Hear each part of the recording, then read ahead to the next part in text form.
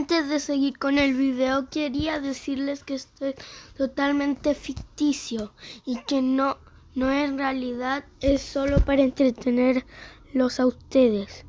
Así, dicho esto, ¡vamos!